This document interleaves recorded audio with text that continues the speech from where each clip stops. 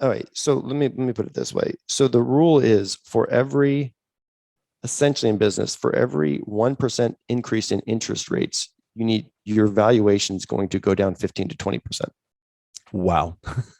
Okay. So for every 100 basis points, the interest rate rises, you need to increase your top line revenue to stay the same valuation 20%. Okay, so for every point that it cost, every additional point, percentage point that it takes to borrow X dollars, your business needs to increase by what percentage to stay the same value? I want to hear that. It won't. 15 to 20%. Okay, so let's just call it 20%. Okay. So rates have gone up by 2%. Easy. Yep. Institutional money. So this person would have to increase their business right now by 40% to get the same amount of money as she would have Next year. gotten. Next year she will. Yes, I think this Well, will. no, I think this will manifest. Yeah. Okay. So because remember, I you're started it talking with a about certain, caveat, though. But I yeah, started you're it with a talking about caveat people that about have that secured tranche money. of money. I started with that Right. caveat that private equity and Some have done that, but there's others that were actually going for funding as we speak. okay. Well, they are probably out of the mix now. Right. So when you have less people competing for the same asset, prices tend to go down, supply and demand as well. Yes. So this person's idea of a 1 year plan to fix their profit and then sell could wind up netting her less money.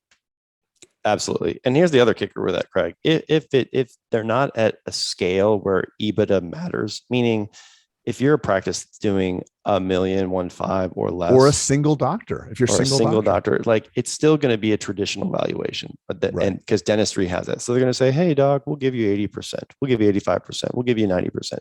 So Right. her profitability, quote unquote, doesn't matter as much. Now, there's other DSOs that'll give you attribution for an EBITDA thing if that's what you're focused on, but that's for like, you know, usually they don't mess around with that kind of thing because Right. it's not worth the time.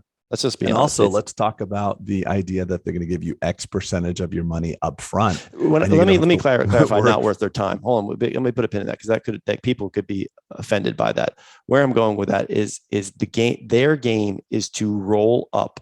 That's the term. Roll up EBITDA as fast as possible and hot potato it to the next person almost.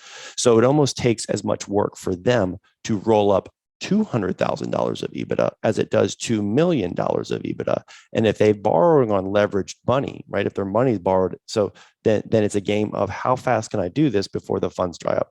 So I don't want to say that it's not, quote unquote, if you're listening to this and you're saying, screw you, Bold, and you just said it's not worth it.